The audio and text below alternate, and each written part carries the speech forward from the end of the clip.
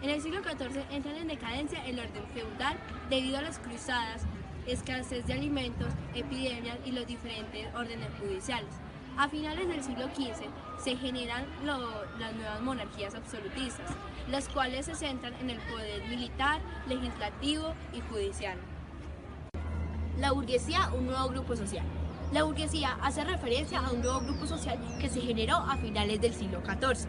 Este estaba conformado inicialmente por mercaderes y algunos siervos que escaparon del campo para crear sus propias cosas. Las revoluciones son transformaciones. En toda la historia de la humanidad se han generado diferentes transformaciones. Cuando una de estas es brusca, acelerada y da una nueva orden de vida, a estas se les denomina como revoluciones. Cambios que introdujo la burguesía. En la esfera social, acabó con la amplia disparidad que existía en los diferentes grupos sociales que estaban organizados en casi estamentos fijos. En el ámbito económico, dio fin al monopolio, modificó el exceso de impuestos y flexibilizó la organización de los gremios. En el aspecto político, acabó con el desconocimiento de la igualdad de todos los individuos ante la ley. La Ilustración. A medida que la burguesía adquiría mayor importancia en la sociedad europea, una ideología renovadora se inculcaba al interior de las ciudades intelectuales de la burguesía francesa. Conocida como la Ilustración, este movimiento intelectual se fundamentó en la razón y en la ciencia como fuertes esenciales del progreso y de la felicidad. Pensadores de la Ilustración. En la Ilustración hubieron muchos filósofos, pero resaltaron tres principales. Montesquieu, en contra de la monarquía absolutista. Voltaire, de parte de la literatura, atacó con vigor a la iglesia y a la monarquía. Y Rousseau, que en sus escritos daba que el hombre no era malo por naturaleza, la sociedad era la que le hacía mala. El liberalismo. La ideología liberal buscaba el reconocimiento de los derechos de los humanos naturales ante la ley, la libertad de comercio y de la industria, la división de los poderes, la representación en los gobiernos de los líderes de los diferentes sectores sociales, el ejercicio de las libertades personales, como a la prensa, la palabra y la reunión, y el liberalismo político. En relación con uno de los principales postulados de Rousseau, el liberalismo político, consideró que la sociedad fue creada por un contrato establecido entre todas las personas que lo componen, contrario a lo que decían los nobles y los monarcas, quienes decían que el poder era delegado por Dios. El liberalismo económico. Según el liberalismo económico, si los individuos gozan de libertad, es posible que puedan trabajar en los dichosos en los que se sienten competentes, a cambio de un salario. El despotismo ilustrado. La influencia de la Ilustración ocasionó que varios monarcas absolutos europeos establecieran nuevas reformas en sus mandamientos, como fue la agricultura, la educación, la investigación, la libertad, la mejora de la higiene y la mejora de la penalización. El liberalismo. En el liberalismo lo que se buscaba era el reconocimiento de los derechos del hombre naturales. También se buscaba la representación de la ley en las diferentes clases sociales, el derecho a la industria y al comercio. El liberalismo político. En relación con uno de los principales postulados de Rousseau, el liberalismo político consideraba la sociedad fue creada por un contrato establecido entre todas las personas que lo componen, contrario a lo que creían los nobles y los monarcas, quienes definían que el poder era definido por Dios. El liberalismo económico. Según el liberalismo económico, si los individuos gozan de libertad, es posible que puedan trabajar en los oficios en los que se sienten competentes a cambio de un salario. Las diferentes revoluciones burguesas. Revolución inglesa. Debido al crecimiento económico, gracias al activo comercio de las colonias y al paso de la producción artesanal al manufacturero, lo cual generalizó el trabajo asalariado.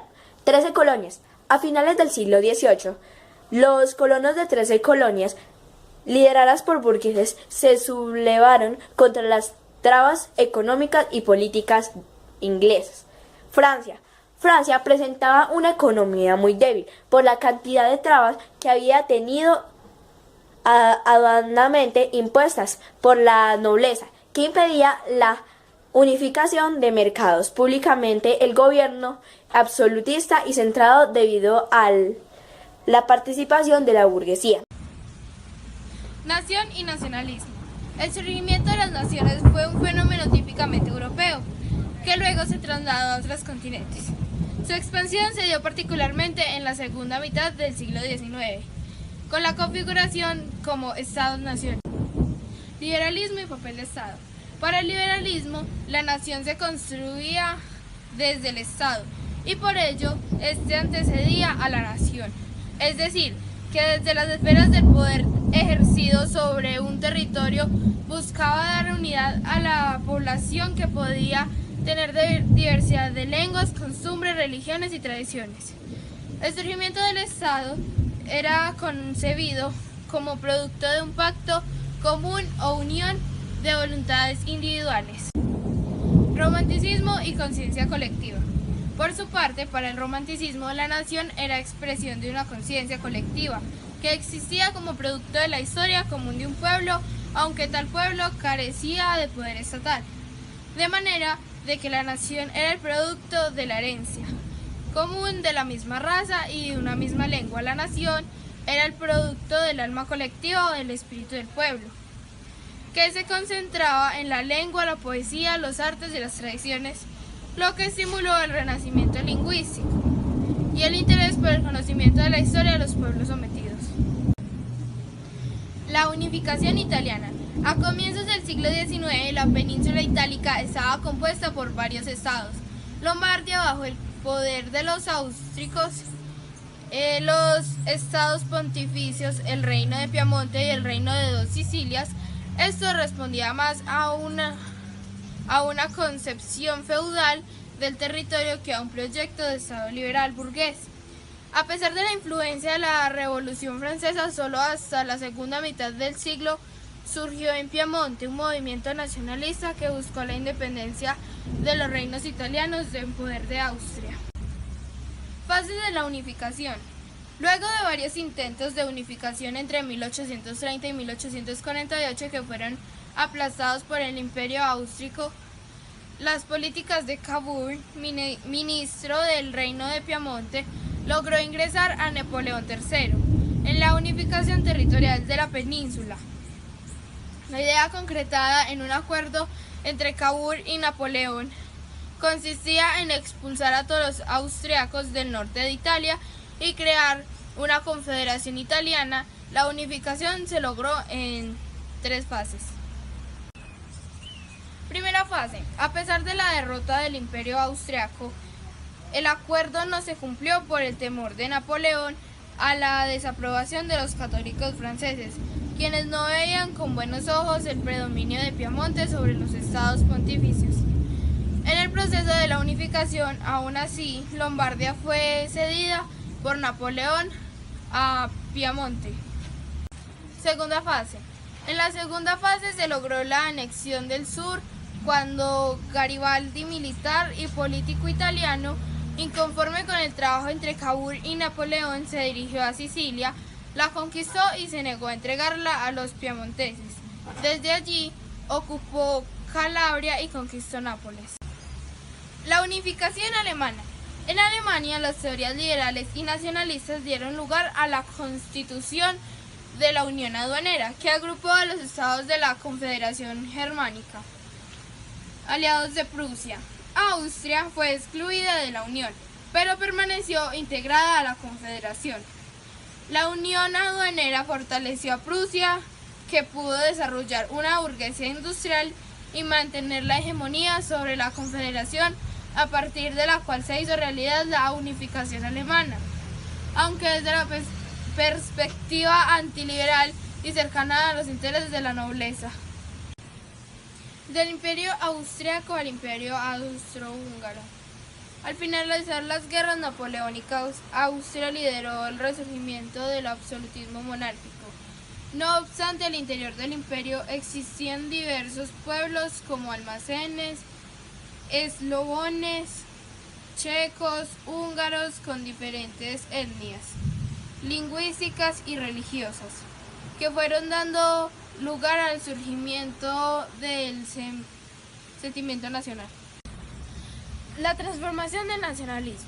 El discurso nacionalista que inicialmente apoyaba la independencia de los pueblos sometidos se transformó en un arma política de la derecha, en contra de los extranjeros, el liberalismo y más aún contra el internacionalismo socialista. Propugnando por algunos partidos obreros, ese giro fue producto de la crisis del liberalismo burgués. Luego de la depresión económica de la década de los años 1870, trajo como consecuencia el incremento de la competencia entre las economías nacionales. El imperialismo europeo. En la década de los años 1870, la economía europea experimentó una fuerte crisis debido a la sobreproducción que condujo a una nueva fase de desarrollo del capitalismo, caracterizada por el proteccionismo y la concentración económica. Economía e imperialismo. Los cambios económicos como el proteccionismo y la concentración económica intensificaron la rivalidad entre las economías nacionales. Esto se manifestó en la fuerte presión de que los grupos financieros ejercieron sobre sus respectivos gobiernos a favor de la expansión colonial. Como mecanismo para fortalecer sus actividades, la posesión de las colonias favorece sus intereses, ya que permitía tener acceso a mercados potenciales que hasta ese momento se encontraban por fuera del comercio mundial. También a explorar de manera ventajosa en las nuevas posesiones las materias primas tan necesarias como el desarrollo y el crecimiento de la industria e invertir los excedentes de capital de forma provechosa y obteniendo altos beneficios. El Imperio Británico. El auge económico de Gran Bretaña se basó en el libercambio. Sin embargo, a fines del siglo XIX, ante el avance industrial de economías como la alemana, retornó a prácticas proteccionistas para salvaguardar sus mercados. El proteccionismo se convirtió en el motor de las políticas imperiales de la expansión colonial en medida en que los estados intervinieron para ubicar a las empresas nacionales en una posición de ventaja con relación a las economías rivales. El Imperio francés. El desarrollo del capitalismo-industria consolidó en Francia con Napoleón III, quien continuó manteniendo una política expansionista con la invasión de Argelia y México, aunque esta última acción terminó en fracaso. Fue compensada con una agresiva política colonista que llevó a Francia a consolidar sus posesiones en África del Norte. El Imperio Alemán. La unificación alemana fomentó un gran desarrollo económico que alcanzó un punto más alto de la última década del siglo XIX. El desarrollo de la economía condujo a la necesidad de buscar nuevos mercados para excedentes industriales y financieros, lo que sirvió de telón de fondo para que algunos grupos económicos ejercieran presión sobre el canciller Bismarck, con el fin de patrocinar la expansión alemana en ultramar.